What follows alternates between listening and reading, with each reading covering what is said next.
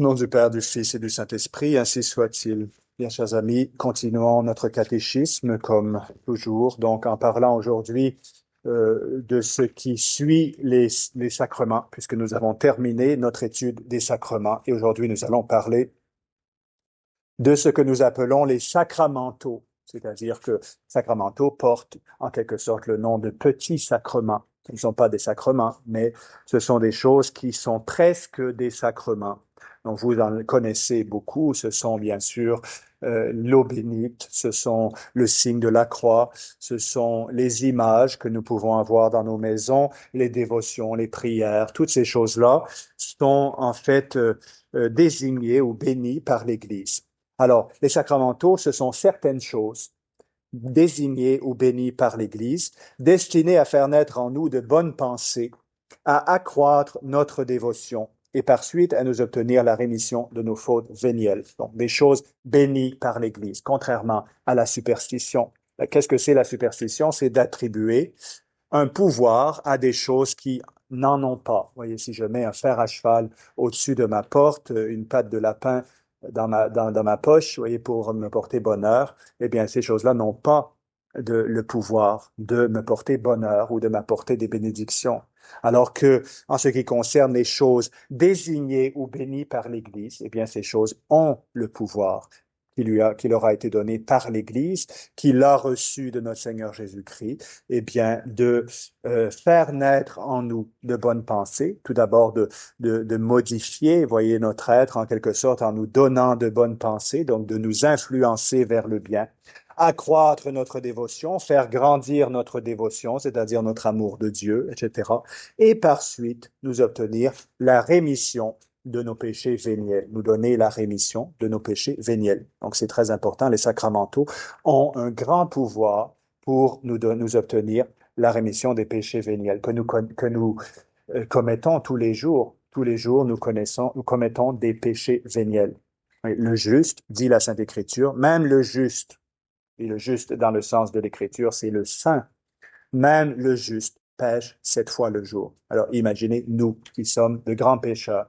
Alors, très important de, eh bien, d'utiliser ces sacramentaux qui nous ont été donnés par l'Église et qui ont été condamnés par les hérétiques. Vous voyez, les hérétiques, les iconoclastes, les protestants, tous ces gens-là, eh bien, ils méprisent les sacramentaux qui ont été désignés et bénis par l'Église.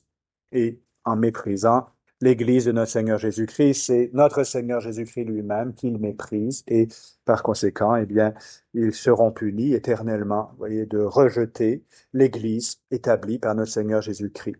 Quelle différence y a-t-il entre les sacrements et les sacramentaux? Il y a une double différence entre les sacrements et les sacramentaux. Premièrement, les sacrements ont tous été institués directement par notre Seigneur Jésus-Christ, tandis que les sacramentaux ont été institués par l'Église. Donc, les sacrements sont d'origine divine, les sacramentaux sont d'origine ecclésiastique. Est-ce que ça veut dire qu'on peut mépriser les sacramentaux? Non, non. Notre Seigneur Jésus-Christ a donné à son Église le pouvoir de les instituer. Mais, bien sûr, on comprend bien que les choses qui sont d'institution divine sont plus grandes que les choses qui sont d'institution purement ecclésiastique. Donc, premièrement, les sacrements ont été institués par Jésus-Christ, les sacramentaux l'ont été par la Sainte Église. Les sacrements donnent la grâce par eux-mêmes, pourvu que nous n'y mettions pas d'obstacle, alors que les sacramentaux font simplement naître en nous de pieuses dispositions par lesquelles nous pouvons obtenir la grâce. Donc, en réalité, ce qui nous fait obtenir la grâce de notre Seigneur Jésus-Christ, ce ne sont pas les sacramentaux eux-mêmes, mais plutôt les dispositions qui, qui naissent en nous si nous utilisons les sacramentaux de la bonne façon. La dévotion naît en nous et permet la rémission des péchés. Alors que si nous ne mettons pas d'obstacle à la grâce de notre Seigneur Jésus-Christ, eh bien les sacrements ont en eux-mêmes le pouvoir de nous donner, voyez, la grâce de notre Seigneur Jésus-Christ. C'est un peu la comparaison entre la contrition parfaite d'un côté et la confession. La confession, même si notre contrition n'est pas parfaite, eh bien, on obtient le pardon de nos péchés pourvu que nous ayons au moins une certaine contrition et un désir sincère de ne plus commettre le péché. Alors que pour ce qui est de la contrition parfaite, eh bien, il nous faut avoir les dispositions parfaites pour pouvoir obtenir le pardon de notre Seigneur Jésus-Christ. Quel est parmi les sacramentaux le premier et le plus en usage? Parmi les sacramentaux, dit le catéchisme, le premier et le plus en usage, c'est le signe de la croix. C'est le signe de la croix.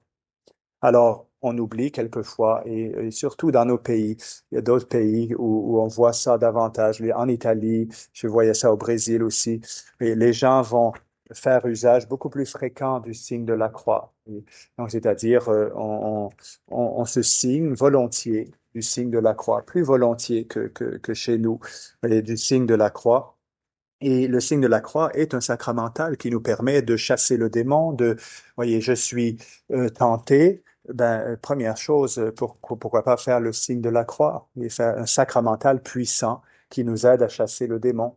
C'est par le signe de la croix, d'ailleurs, que le prêtre chasse les démons. Et le prêtre va faire des signes de la croix sur les âmes, sur les corps de ceux qui sont possédés ou influencés par les esprits mauvais. Par le signe de la croix, le prêtre chasse les démons. Alors, par le signe de la croix, nous aussi, à notre propre mesure, nous pouvons chasser le démon. Je suis en danger, pourquoi ne pas faire le signe de la croix? Je suis en désolation, pourquoi pas consoler, relever mon âme avec le signe de la croix, un beau signe de la croix. Et l'une, personnellement, des plus grandes joies de ma vie de prêtre a été de montrer, d'enseigner le signe de la croix à un jeune homme qui avait une vingtaine d'années, qui ignorait totalement le signe de la croix.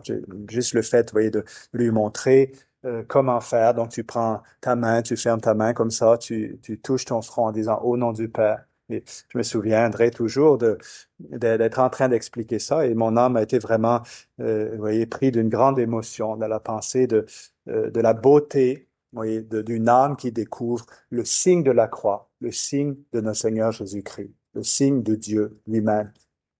Alors, le signe de la croix, qu'est-ce que c'est? Eh bien, comment est-ce qu'on fait tout d'abord le signe de la croix? On fait le signe de la croix en portant la main droite au front, puis à la poitrine, de là à l'épaule gauche, enfin à l'épaule droite, et on dit en même temps, au nom du Père, du Fils et du Saint-Esprit, ainsi soit-il.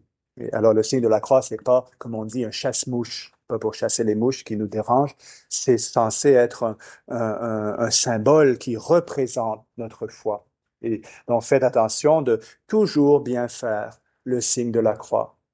Quelquefois, on le rapetisse de plus en plus jusqu'à, finalement, c'est tout petit. En fait, sans ostentation non plus, il ne s'agit pas de chercher à exagérer les choses, mais faites le signe de la croix pieusement et en pensant bien à ce que vous dites. Au nom du Père, du Fils et du Saint-Esprit. On y trouve l'enseignement de la Sainte Trinité, l'unicité de Dieu. Vous voyez, ces trois personnes sont ensemble au nom du Père et du Fils et du Saint-Esprit. Le signe de la rédemption aussi. Donc, on montre le signe de la croix, que notre Seigneur Jésus-Christ est mort sur la croix.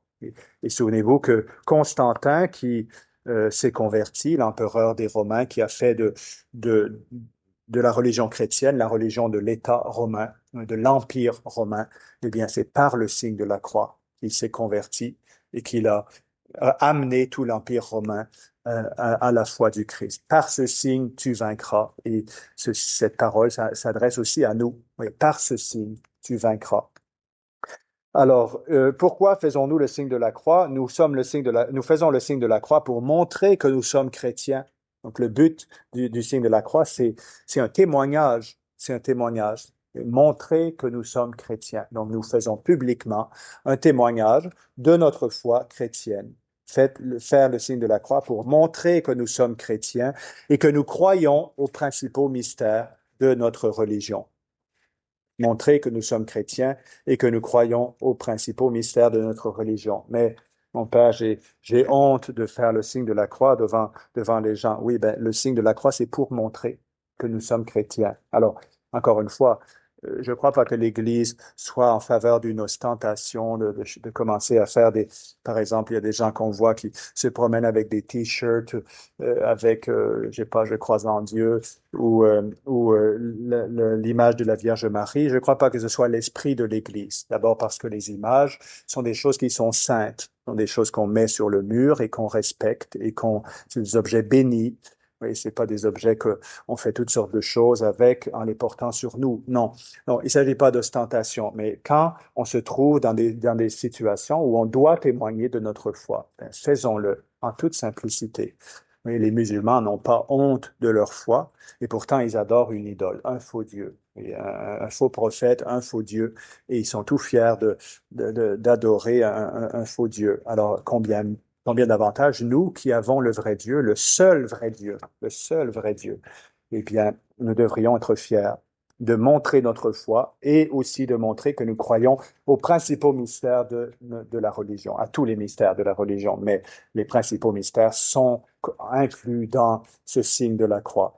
Et encore une fois aussi, vous voyez, vous avez entendu ça souvent, mais la plupart des gens, du temps, les gens nous respectent quand nous n'avons pas honte de notre foi. Dès qu'ils voient qu'on a honte de notre foi, c'est là qu'ils vont nous manquer de respect parce qu'en réalité, c'est absurde. Soit n'aie pas la foi, rejette la foi, mais si tu l'as, si tu crois vraiment que ces mystères sont vrais, eh bien, comment peux-tu avoir honte de si grands mystères, de si grandes choses, de choses si belles et si hautes? Alors, comment le signe de la croix est-il une profession de foi aux principaux mystères de notre religion? Le signe de la croix est une profession de foi aux principaux mystères de notre religion parce qu'il exprime les mystères d'un seul Dieu en trois personnes, de l'incarnation et de la rédemption, implicitement, au nom du Père, du Fils et du Saint-Esprit. Ça contient, oui, pourquoi la croix? La croix, le mystère de la croix, c'est que Jésus s'est incarné et est mort pour nous. Donc, s'y trouvent inclus de façon implicite les principaux mystères de notre religion. Un seul Dieu en trois personnes, incarnation, rédemption. Comment le signe de la croix exprime-t-il un seul Dieu en trois personnes? Les mots au nom, au singulier, au nom, indiquent un seul Dieu. On ne dit pas au nom avec un S, on dit au nom avec sans S. Donc, ça veut dire, voyez, le singulier indique un seul Dieu. Les mots suivants, Père, Fils et Saint-Esprit, du Père et du Fils et du Saint-Esprit, indiquent les trois personnes divines. Comment le signe de la croix exprime-t-il les mystères maintenant de l'incarnation et de la rédemption? Le signe de la croix exprime les mystères de l'incarnation et de la rédemption en nous rappelant que le Fils de Dieu, s'étant fait homme, a souffert la mort sur la croix pour nous racheter. Maintenant, quels sont les autres sacramentaux qui sont les plus en usage après le signe de la croix? Eh bien, le sacramental qui est le plus en usage après le signe de la croix, c'est l'eau bénite. Quelquefois, certains fidèles, vont chercher des dévotions très complexes et doivent avoir une grande quantité de dévotions. Bon, c'est pas une chose mauvaise d'avoir des dévotions. Devrait tous avoir au moins quelques dévotions à tel mystère de la vie de Jésus, à tel mystère aussi de la vie de Marie, à tel ou tel saint. Mais il ne faut pas négliger les sacramentaux principaux. C'est comme si quelqu'un négligeait la messe pour réciter les oraisons de Sainte Brigitte. C'est très bien de réciter les oraisons de Sainte Brigitte. C'est mieux d'assister à la messe aussi souvent qu'on le peut. Et l'un n'est pas nécessairement opposé à l'autre. Si vous pouvez faire les deux, c'est encore mieux. Mais vous voyez, il y a quand même des éléments qui sont essentiels dans notre foi. La messe, les sacrements, et parmi les sacramentaux, certainement le signe de la croix et l'eau bénite. Qu'est-ce que c'est l'eau bénite? L'eau bénite est celle que le prêtre a bénie en faisant les prières solennelles pour implorer la bénédiction de Dieu sur ceux qui en font usage et sa protection contre les puissances de l'enfer. Donc, l'eau bénite, c'est l'eau que le prêtre bénit en faisant les prières solennelles. Donc, vous avez dans la bénédiction de l'eau bénite différentes prières. Premièrement, il y a un exorcisme sur le sel. Le prêtre exorcise le sel. Et ensuite, il bénit le sel. C'est la première étape. Exorcisme du sel, bénédiction du sel. Ensuite, exorcisme de l'eau et bénédiction de l'eau. Ensuite, le prêtre va prendre le sel et faire 3 signes de la croix au-dessus de l'eau. Commixtio salis et aquae pariter fiat in nomine Patris, mais que ce mélange du sel et de l'eau se fasse au nom du Père, du Fils et du Saint-Esprit. Et c'est suivi par une bénédiction finale de l'ensemble. Donc, c'est bénédiction solennelle. La bénédiction de l'eau bénite, le prêtre, normalement, on l'a fait à Moncton tous les dimanches avant l'aspergesme, on bénit l'eau bénite. Alors, donc, je vous dis tout ça. Vous pourriez me dire, mais on n'a pas beaucoup accès à l'eau bénite, vous passez rapidement, etc. Donc, on va essayer de nous assurer que, eh bien, il y a de l'eau bénite quand vous venez dans les messes, qu'il y ait de l'eau bénite qui soit disponible. Vous pouvez amener votre petit contenant. C'est une bénédiction qui est longue. Donc, si chacun amène son eau bénite, son eau à bénir, ben, le prêtre va passer pas mal de temps à réciter ses prières. Mais par contre, si on bénit l'eau bénite, voyez, qu'elle est disponible, que vous pouvez remplir vos petits contenants, les ramener chez vous, eh bien, je pense que ce serait une chose très importante. Parce que l'eau bénite est celle que le prêtre a bénie en faisant les prières solennelles pour implorer la bénédiction de Dieu sur ceux qui en font usage. Implorer. Quand vous prenez l'eau bénite et que vous l'amenez chez vous, c'est comme si vous ameniez la bénédiction du prêtre chez vous. Donc, la bénédiction de Dieu sur ceux qui en font usage et sa protection contre les puissances de l'enfer. Souvent, on n'est pas victorieux sur les tentations tout simplement parce qu'on n'a pas la foi.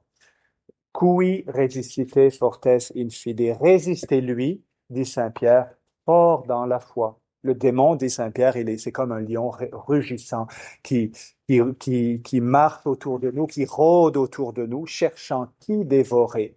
Il regarde le troupeau des chrétiens, voyez, les brebis de notre Seigneur Jésus-Christ, puis il cherche celle qui est dans les moins bonnes dispositions, celle qui est plus faible, un peu comme les lions, voyez, dans la savane.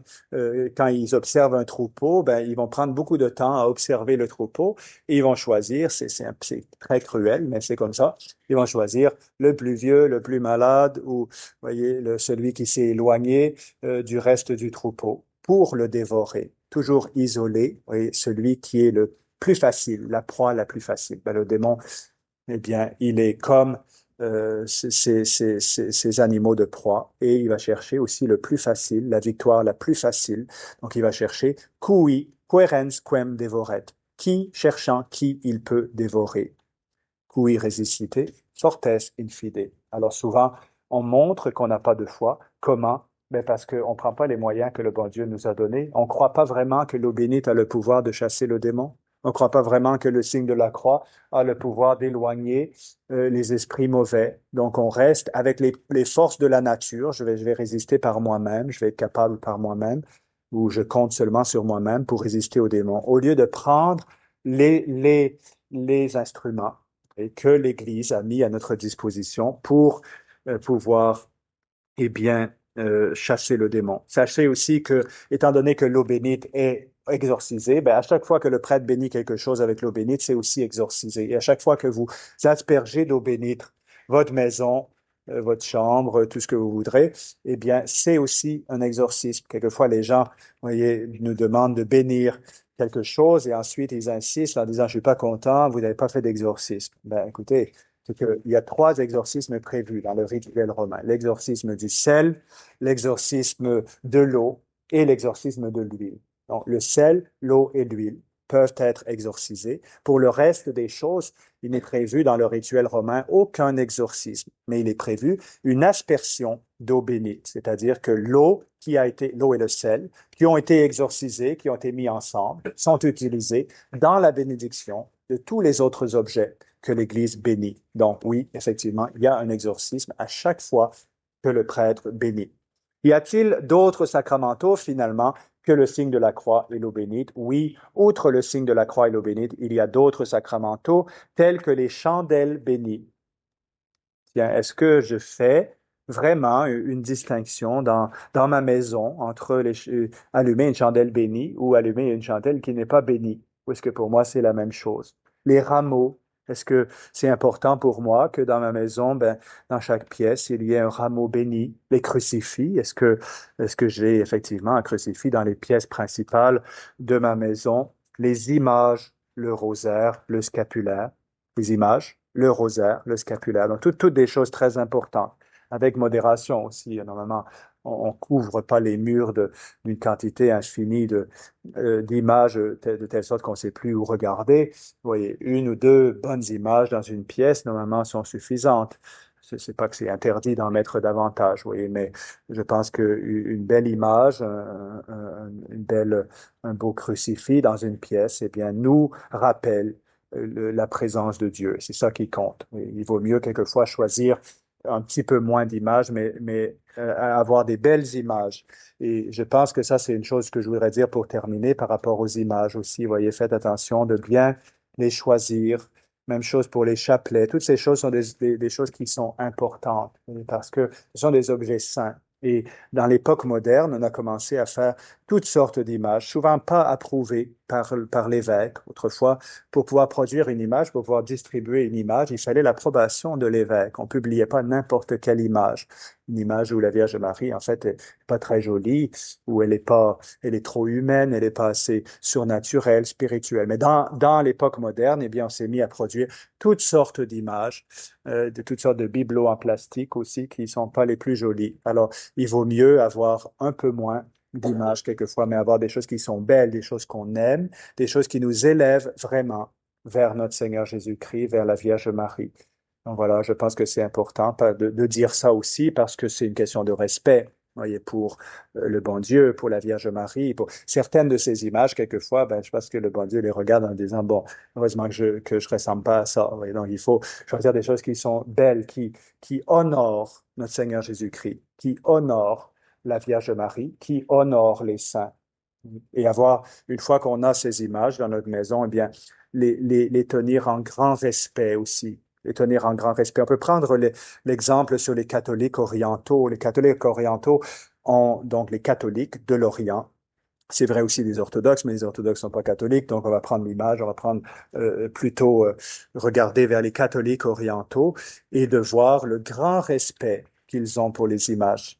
Ils ont l'habitude de baiser les images, de vénérer les images. Le prêtre va même bénir les fidèles avec les images. Donc il y a un grand culte des images en Orient et qui est un petit peu disparu dans nos pays. Alors, voyez même les icônes, les fameuses icônes que peignent les orientaux, ben, il y a des prières qui sont dites. Je regardais un petit documentaire une fois là-dessus, c'est très intéressant. Donc, il y a des prières qui sont dites au moment de mélanger la peinture. C'est de la peinture qui est faite souvent avec des jaunes d'œufs et puis des pigments naturels. Et puis, le moine qui va peindre une icône, c'est-à-dire une image sainte de Jésus, de Marie, ben, fait des prières tout au long de son travail, des prières spéciales pour que ce soit une œuvre qui est sainte. C'est pas un bibelot qui est fait en Chine par quelqu'un qui n'a pas la foi. On voit ça aujourd'hui quand vous allez à Sainte-Anne-de-Beaupré ou à d'autres dans des magasins de piété. Ben, de plus en plus, tous ces objets ils sont faits en Chine, voyez, malheureusement par des gens qui n'ont même pas la foi. N'ont même pas la foi catholique, c'est des spiritistes, des hindouistes qui font les images de nos pays. Il y a quelque chose vraiment qui n'est pas normal, comme vous pouvez facilement le comprendre. C'était la même chose autrefois quand on construisait les cathédrales. Ben, évidemment, les gens qui ont construit les cathédrales dans le passé, ils ont fait ça en priant. C'était des moines, il y avait des offices il y avait la messe tous les jours, il y avait ils imploraient le ciel parce que quelquefois ça commençait à monter dans les airs, ça devait être un petit peu effrayant quand même, parce qu'on va se prendre la voûte sur la tête alors qu'on est en train de construire. Alors il y avait des prières, des supplications vers le ciel. Et là on voit la restauration de Notre-Dame de Paris, même s'ils sont en train de faire un très beau travail. Humainement, c'est extraordinaire ce qu'ils ont pu faire, mais c'est fait dans une ambiance, vous voyez, qui n'est pas du tout la même que celle d'autrefois. C'est l'ambiance de notre époque, c'est l'ambiance de l'apostasie, où finalement, eh bien, il y a très peu de religieux qui est mélangé avec ces œuvres humaines. Alors, chers amis, nous sommes des fils de Dieu, des fils de la foi, des fils de l'Église. Et il faut faire très attention que les ennemis de l'Église ont enlevé de notre vie. Vous voyez, tout ce qui nous rappelait notre Seigneur Jésus-Christ. Ben, heureusement, ici, au Québec, on entend encore les cloches sonner, mais dans beaucoup d'endroits, on n'entend plus les cloches sonner. À Moncton, c'est interdit de sonner les cloches. À Moncton même, vous voyez, parce que ça dérange les gens qui veulent dormir. Donc, grâce à Dieu, ben, ici, on voit encore, on entend encore les cloches sonner. Il reste des calvaires qui nous rappellent la présence du bon Dieu. Mais dans notre vie quotidienne, vous voyez, souvent on s'est débarrassé de beaucoup des coutumes des anciens, de nos ancêtres, qui rappelaient, qui mélangeaient dans notre vie. Vous voyez, le ciel et la terre, qui mettaient ensemble dans notre vie le ciel et la terre. Alors, revenons vers ces pieuses traditions et puis, eh bien, ça va nous aider à élever nos âmes aussi vers le bon Dieu, élever nos âmes vers le bon Dieu. Et je prends un exemple qui me vient en tête. Oui, quand je vivais en France, il y en a plusieurs d'entre vous qui avaient pu voir ça. J'espère que vous faites la même chose chez vous. C'est une belle coutume. Avant de couper un pain, dans presque toutes les familles où je suis allé, avant de couper un pain, on prenait le couteau et on marquait le pain avec le signe de la croix. C'était une coutume. Toujours on bénissait le pain en faisant le signe de la croix sur le pain avant de commencer à le trancher. C'est un exemple. Oui, chaque pays, chaque endroit a ses propres coutumes.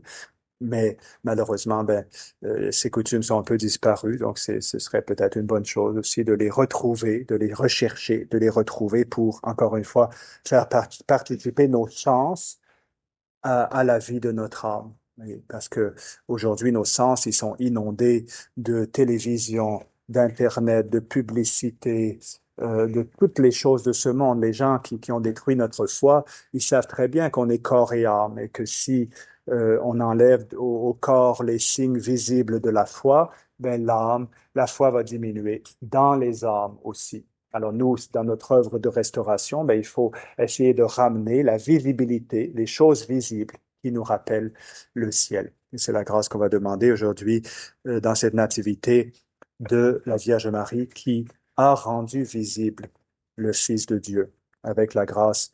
Bien sûr, c'est l'opération du Saint-Esprit, mais c'est la Vierge Marie qui a donné la visibilité à Dieu. Vous voyez, le Fils de Dieu s'est incarné dans le sein de la Vierge Marie. Et la Vierge Marie, en mettant au monde, eh bien, elle a donné au monde l'image vivante de Dieu. Au nom du Père, du Fils et du Saint-Esprit, ainsi soit-il.